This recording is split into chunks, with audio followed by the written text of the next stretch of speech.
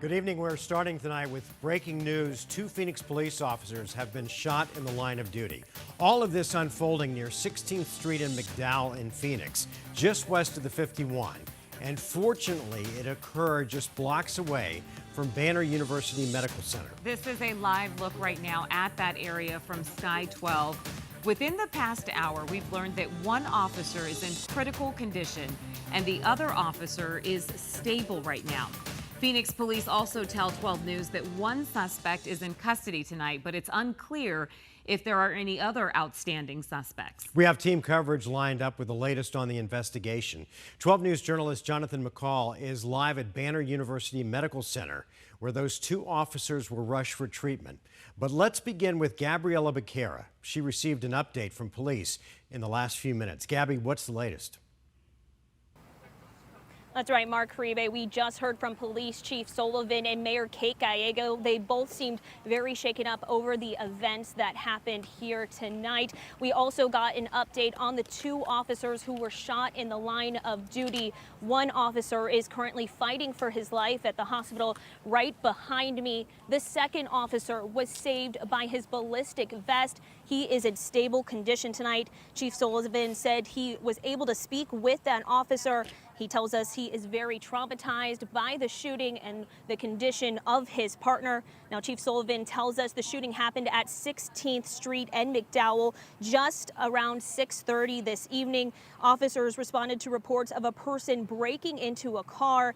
That person ran off, and officers then ran after, and that's when Chief Sullivan says shots were fired. Those officers again taken to a hospital less than a mile away. Both the mayor and police chief talking about how lucky those officers were to be taken here so quickly.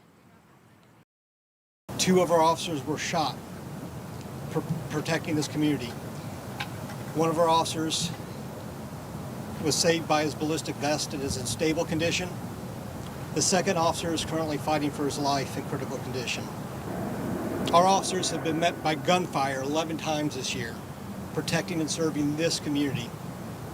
The one ray of light is that we are so close. The incident occurred very close to Banner University Medical, and our officers are receiving excellent care.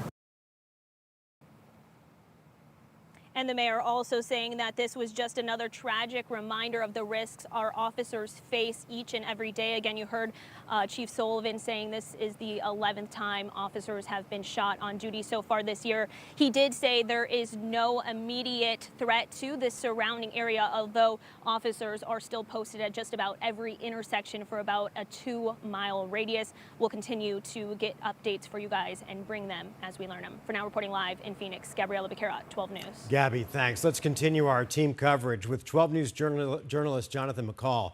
He's live at Banner University Medical Center, where those officers are being treated right now.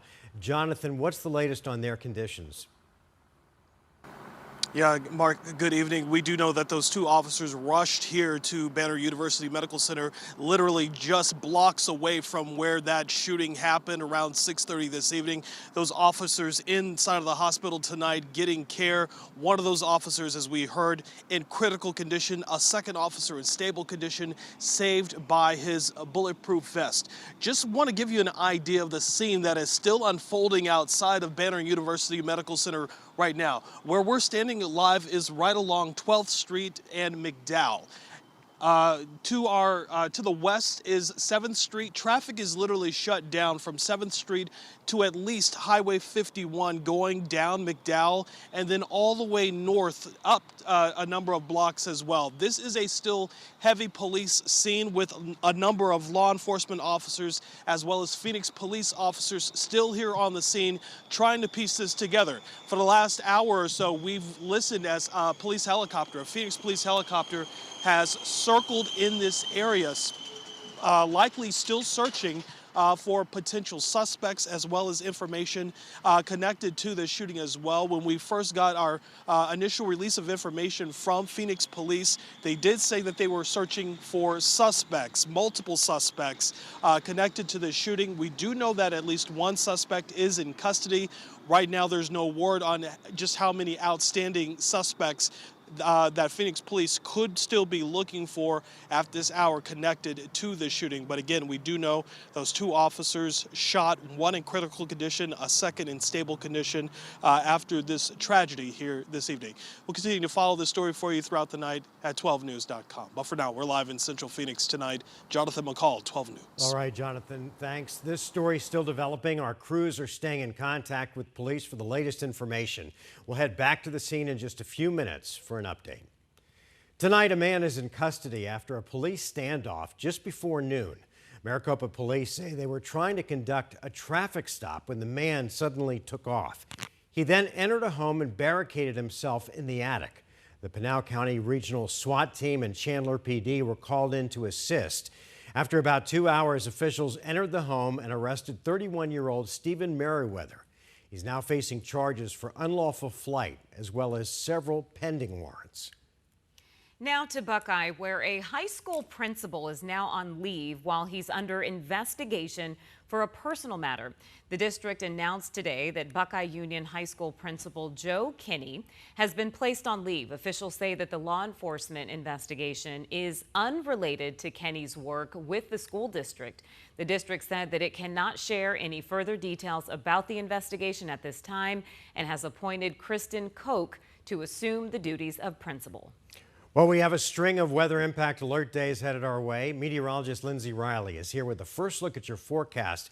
Linz, when does this excessive heat warning go into effect? 10 a.m. tomorrow, and it continues through 8 p.m. on Friday. So the next 3 days, we have weather impact alert days due to dangerous heat. That is not just going to be only for the Phoenix area. It also includes the lower elevations of Yavapai County, down through Pinal County, and all of western Arizona for the next 3 afternoons. We are talking highs as hot as 114. Here's our valley forecast. There are no storms in the forecast for the rest of the week. Instead, it's going to be bright sunshine each afternoon with daily highs ranging anywhere from 110 to 113. Thursday being the hottest day. Tomorrow we start off at 87 degrees at 7 a.m., but we're going to warm up very quickly.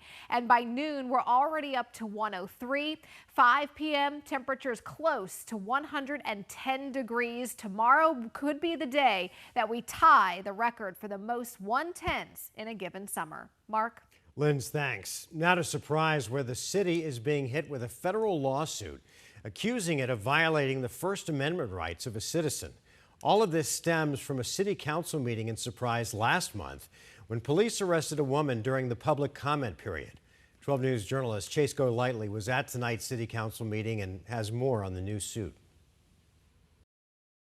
This federal lawsuit comes the same day the council held its first meeting following the incident, where nearly a dozen people spoke out against what you are about to see. It was at this Surprise city council meeting in August when Rebecca Massey was arrested. Do not put your hands on me. She was speaking against a proposed pay raise for the city attorney during public comment when Surprise Mayor Skip Hall said she was violating city policy. This is your warning, okay? A warning for what? A warning for attacking the city attorney personally. This is all factual information. It doesn't matter. When she refused, saying it's her First Amendment right, the mayor asked for her to be removed from the building. In front of my 10-year-old daughter, you're going to escort me out for expressing my First Amendment rights. That concerned us greatly because every American and every Arizonan has a First Amendment right to be heard by their government. It caught the attention of Connor Fitzpatrick, an attorney with the Foundation for Individual Rights and Expression that is now suing Surprise, Mayor Hall, and the police officer who arrested Massey, claiming they violated her First and Fourth Amendment rights. Every American has a First Amendment right to make their views known to their elected officials, and that's all Miss Massey was doing. Fitzpatrick says the problem comes down to this policy that everyone who participates in public comment has to sign, stating that speakers cannot complain against any city employee. Fitzpatrick claims the First Amendment trumps city policy. That's viewpoint discrimination, and that's unconstitutional. Then during Tuesday's regular city council meeting, it was packed, and every person who spoke during public comment was against the mayor. And I stand with her. You need to come up with something where this just doesn't happen again. It's an embarrassment. Even going as far as saying the mayor should lose his job because of this. Unfortunately, think that you've already ruined your legacy. I hope you have. The city council did not address the lawsuit at tonight's meeting, and a city spokesperson said they do not comment on pending litigation. We're in Surprise tonight. Chase Golightly, 12 News. All right, Chase, thank you. And there's still much more to come tonight on